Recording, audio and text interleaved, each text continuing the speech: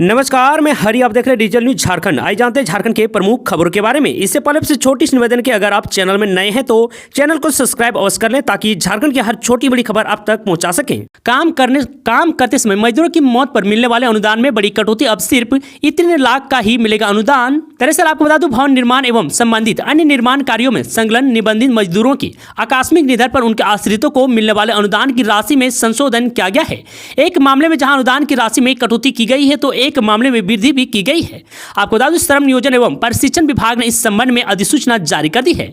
आपको बता दूं, सर्वोच्च न्यायालय के एक आदेश के आलोक में इसे लेकर झारखंड भवन एवं अन्य सन्निर्माण कामगार कल्याण बोर्ड की 9 जनवरी को हुई बैठक में यह निर्णय लिया गया था। आपको बता दूं, निर्माण कार्य के दौरान किसी मजदूर की मौत होने पर उसके आश्रितों को अब 4 लाख रुपए मिलेंगे। पहले यह राशि 5 लाख रुपए थी, लेकिन यदि किसी मजदूर की असामयिक मौत किसी बीमारी से होती है तो उसके आश्रित को अब 1 लाख की जगह 2 लाख रुपए की सहायता राशि बोर्ड की ओर से दी जाएगी। तो वहीं दुर्घटना से अपंगता या आंशिक अपंगता पर पूर्व की तरह अनुदान की राशि मिलती रहेगी। इसके तहत पूर्ण अपंगता की स्थिति में 3 लाख रुपए तथा आंशिक अपंगता पर 2 लाख रुपए प्राप्त होंगे। बता दें कि भवन एवं अन्य सन्निर्माण कर्मकार नियोजन एवं सेवा शर्त नियम अधिनियम 1996 और इससे संबंधित झारखंड में वर्ष 2006 से लागू नियमावली के तहत इस क्षेत्र में काम करने वाले निबंधित मजदूरों को यह लाभ मिलता है।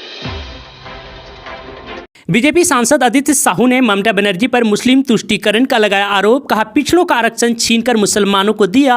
दरअसल आपको बता दूं, भाजपा प्रदेश महामंत्री एवं राज्यसभा सांसद आदित्य साहू ने पश्चिम बंगाल की मुख्यमंत्री ममता बनर्जी पर बड़ा हमला बोला। उन्होंने कहा कि कलकत्ता हाईकोर्ट ने बुधवार को ऐतिहासिक फैसला दिया है। ममता बनर्जी ने 118 मुसलमान जातियों को बिना किसी पिछड़ेपन का सर्वे कराए ओबीसी का आरक्षण दे दिया है। कोर्ट ने इसका संज्ञान लेकर 2010 से 2024 तक जितने प्रमाण पत्र ममता बनर्जी सरकार ने जारी किए थे उसे सारा रद्द कर दिया गया है। उन्होंने कहा कि ममता बनर्जी ने पिछड़े वर्ग के आरक्षण छीनकर मुसलमानों को दिया है। उन्होंने हाईकोर्ट के फैसले का स्वागत किया। तो वहीं राज्यसभा सांसद आदित्य साहू ने ममता बनर्जी पर सवाल उठाते हुए कहा कि कोई मुख्यमंत्री संवैधानिक पद पर होने के बावजूद ऐसा कैसे कर सकता है।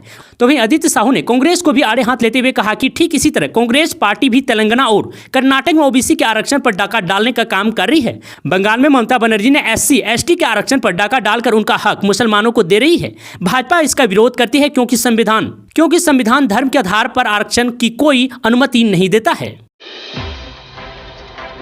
लोहरदगा में खुदाई के दौरान धंसा कुआं, 4 लोगों की मौत। दरअसल आपको बता दूं, लोहरदगा में खुदाई के दौरान एक कुआं धंस गया जिसमें 4 लोगों की मौत हो गई। घटना जिले के सिन्हा थाना क्षेत्र के चितरी अंबा टोली के अंबा बारी के समीप हुई है। बताया जा रहा है कि मनरेगा योजना के लाभुक असलम अंसारी के कुआं की खुदाई चल रही थी। इसी दौरान हादसा हो गया है। आपको बता दूं, बृहस्पतिवार आने की 23 मई को हुई इस घटना में जिन लोगों की मौत हुई उसमें मनरेगा योजना के लाभुक असलम अंसारी 35 वर्षीय, पुत्र वधु रहमान अंसारी 21 वर्षीय, पुत्र सबनम खातून कैरो थाना क्षेत्र के अंतर्गत गारा डी निवासी 35 वर्ष रमजान अंसारी उर्फ बबलू अंसारी और भगत शामिल है। आपको बता दूं, घटना की सूचना मिलते ही लोहरदगा के उपायुक्त doctor Prasad Krishna Bagmare, SDPO Amit Kumar, CO Rakesh Kumar Tiwari, BDO Singram Murmu घटनास्थल पर पहुंचे और मिट्टी में दबे हुए लोगों को निकालने के लिए JCB मंगाई गई।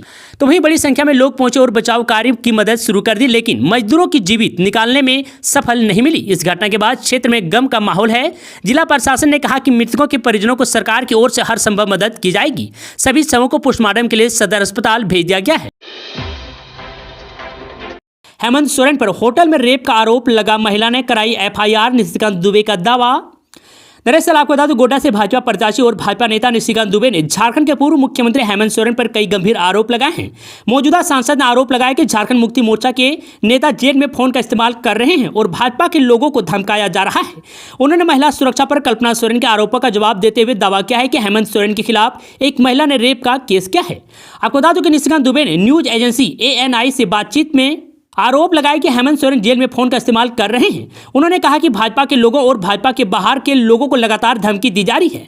लगातार चुनाव को प्रभावित करने के लिए जेल में बंद पूर्व मुख्यमंत्री और उनके गुर्गे संपर्क में हैं, पैसे भेज रहे हैं। इसलिए मैंने कहा कि ED को जेल के सभी फोन को कस्टडी में लेना चाहिए और इस टाइम बात हो रही है उसे टैप करना चाहिए। दुबे ने आगे कहा, मेरे कारण ही सभी अपराधी जेल में हैं। सभी को पता है कि निशिकांत दुबे खत्म हो जाएगा तो खत्म हो जाएगी। आपको बता दूं कि यह जो डायरी कैश पकड़ा गया है उसमें हफीजुल हसन और बादल पत्रलेख का नाम है और इसलिए मैंने कहा कि दोनों को समन होगा। ईडी का दावा 3000 करोड़ का टेंडर कमीशन घोटाला, दस्तावेज में कोड वर्ड में लेन देन। दरअसल आपको बता दूं, ग्रामीण विकास विभाग में हुए टेंडर कमीशन घोटाले में ईडी हर दिन कई नए खुलासे कर रही है। ईडी ने अदालत में कई नए सबूत पेश किए हैं। पेश किए गए सबूत में ईडी ने जो जानकारी साझा की वह चौंकाने वाली है। आपको बता दूं कि ईडी ने जो हल्फनामा दायर किया है उसमें कहा है कि यह घोटाला 3000 करोड़ रुपए से अधिक की है। आपको बता दूं कि ईडी ने कोर्ट में जो सबूत पेश किए हैं उसमें पैसे के लेन देन में कोड वर्ड का जिक्र है, किस कलर के बैग में कौन सा पैसा है, किसे कितनी कमीशन मिली है, इसका भी जिक्र है। दरअसल मंत्री आलमगीर आलम की रिमांड अवधि खत्म होने के बाद ईडी ने बुधवार को उन्हें पीएमएलए की विशेष अदालत में पेश किया गया, जहां रिमांड 5 दिनों के लिए बढ़ा दी गई। इसी पेशी के दौरान ईडी ने एक डायरी का पन्ना कोर्ट को सौंपा है। आपको बता दें कि इस डायरी के पन्ने में कमीशन खोरी का सारा हिसाब किताब है। इसी बीच जांच एजेंसी ने अब ग्रामीण विकास निधार के पूर्व सचिव आईएएस अधिकारी मनीष रंजन को समन जारी किया है। उन्हें 24 मई यानी कि आज पूछताछ के लिए ईडी ऑफिस बुलाया गया है। ईडी के रडार पर चंपई सरकार के और 2 मंत्री बादल पत्रलेख और हफीजुल हसन को समन भेजने की तैयारी, इसी महीने हो सकती है पूछताछ। दरअसल आपको बता दूं, झारखंड सरकार के मंत्री बादल पत्रलेख और हफीजुल हसन को ईडी समन भेजने की तैयारी में है।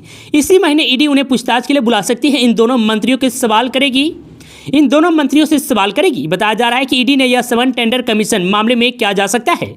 आपको बता दें, इसके कमीशन के दायरे में कई मंत्री और अधिकारी हैं। इसी मामले में आईएएस मनीष रंजन को भी ईडी ने समन किया है, जिनसे 24 मई यानी कि आज पूछताछ होगी। आपको बता दें, बादल पत्रलेख और हफीजुल हसन कैसे इन मामले में घिरे, इसकी जानकारी अब तक सामने नहीं आई है। इसी बीच निशिकांत दुबे का एक वीडियो सोशल मीडिया पर वायरल हो रहा है, जिसमें उन्होंने कहा कि कांग्रेस को कितनी भी गाली दूं, ऐसे 2 नेता जो मेरे खिलाफ कभी नहीं बोलते। बादल पत्रलेख ने हफीजुल हसन, उन्होंने आगे कहा कि ऐसा नहीं है कि मेरा सम्मान करते हैं इसलिए नहीं बोलते, वह डरते हैं कि मैंने हेमंत सोरेन को जेल भेज दिया, अगर किसी दिन हम बोल दिए तो हमें भी जेल भेज देंगे। झारखंड में लोगों को गर्मी से मिली राहत, 25 से 27 मई तक इन इलाकों में हो सकती है बारिश। दरअसल आपको बता दो, झारखंड के लोगों को मौजूदा समय में गर्मी से भारी राहत मिली है। कल रांची समेत कई जिलों में हल्की बारिश हुई। फिलहाल रांची के मौसम की बात करें तो आसमान में हल्के बादल छाए हुए हैं। वहीं तापमान की बात करें तो 29 डिग्री है। मौसम विभाग की माने तो बंगाल की खाड़ी में एक निम्न दबाव बन गया है, जो उत्तर पूर्व की ओर बढ़ रहा है, जिसके कारण गढ़वा, पलामू, चतरा और लोहरदगा में बारिश की संभावना कम है। जबकि 25 से 27 मई तक कई स्थानों पर हल्के से मध्यम दर्ज की बारिश हो सकती है। संथाल परगना, कोल्हान और राजधानी के आसपास के जिलों में इसका ज्यादा असर रहेगा। तो मैं आपको बता दूं, रांची मौसम विज्ञान केंद्र की माने तो बंगाल की खाड़ी में एक लो प्रेशर बन रहा है। इस कारण 26 मई के बाद राजधानी और आसपास के इलाकों में बारिश की संभावना है। इसका असर दूसरे दिन आने की 27 मई तक देखने को मिल सकता है। आपको बता दूं, इस वजह से कई इलाकों में गर्जन के साथ बारिश की संभावना है। इस दौरान न्यूनतम तापमान 22 से 24 डिग्री सेल्सियस के बीच रह सकता है। रसोई गैस उपभोक्ताओं को ई-केवाईसी कराना हुआ अनिवार्य। फारबिसगंज घरेलू गैस उपभोक्ताओं को अपनी ई-केवाईसी करवाना अनिवार्य कर दिया गया है। पेट्रोलियम मंत्रालय के निर्देश पर सभी घरेलू उपभोक्ताओं के लिए अनिवार्य कर दिया गया है। सभी गैस एजेंसी को 31 मई तक रिकॉर्ड अपडेट करने को कहा है। जानकारों की माने तो फारबिसगंज प्रखंड क्षेत्र में बड़ी संख्या में एलपीजी घरेलू उपभोक्ता हैं। इनमें कई उपभोक्ता का हस्तांतरण या मृत्यु हो चुका है, लेकिन इसके बावजूद एजेंसी पर उनके नाम से गैस सिलेंडर की खाता जारी है। गैस एजेंसियों ने इसी रिकॉर्ड को दुरुस्त करने के लिए सभी उपभोक्ताओं को ई-केवाईसी अपडेट अनिवार्य कर दिया गया है। साथ ही सब्सिडी संबंधित मामलों का नियमितीकरण करना भी इसका एक महत्वपूर्ण उद्देश्य है। तो जो भी ई-केवाईसी नहीं करवाए हैं तो जल्द से जल्द अपनी नजदीकी ई-केवाईसी ऑफिस में जाकर ई-केवाईसी करवा लें।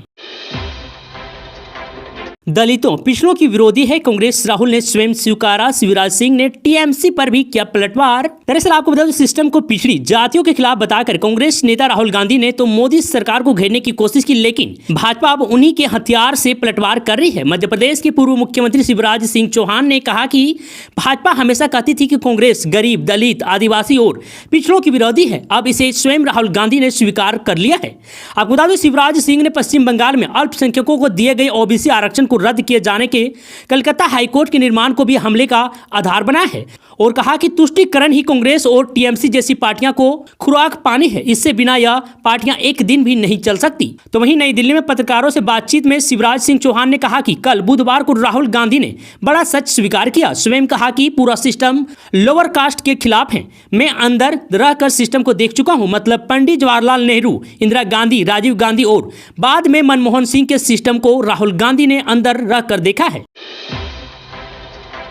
2019 में विपक्ष का हो गया था सफाया। इस राज्य में बीजेपी ने 50% अधिक वोटों पर किया था कब्जा। दरअसल आपको बता दें, भारत के लोकतांत्रिक इतिहास में साल 2019 में हुए 17वें लोकसभा चुनाव में प्रधानमंत्री नरेंद्र मोदी की अगुवाई में भारतीय जनता पार्टी की शानदार और जानदार जीत के लिए याद किया जाएगा। जैसे प्रधानमंत्री नरेंद्र मोदी ने इस बार भाजपा के लिए 370 और एनडीए के लिए 400 पार का नारा दिया है। आपको बता दें, इसी तरह 2019 के चुनाव से पहले भाजपा के लिए 300 पार का नारा दिया गया था। आपको बता दूं, वहीं किसी को उम्मीद नहीं थी कि भाजपा 300 पार कर जाएगी। साल 2014 के चुनाव में भाजपा को पहली बार 282 सीटों के साथ पूर्ण बहुमत मिला था। 5 साल मोदी सरकार चलने के बाद विपक्ष ने नोटबंदी और जीएसटी को लेकर शोर मचाया था। तो वहीं आपको बता दूं, 17वें लोकसभा चुनाव का परिणाम आया तो भाजपा का 300 पार का नारा सच साबित हुआ। अकेले भाजपा के खाते में 303 सीटें आई, जबकि एनडीए सहयोगी दलों के साथ भाजपा ने 353 सीटों पर जीत हासिल की और अधिक ताकत के साथ नरेंद्र मोदी ने केंद्र की सत्ता में वापसी की।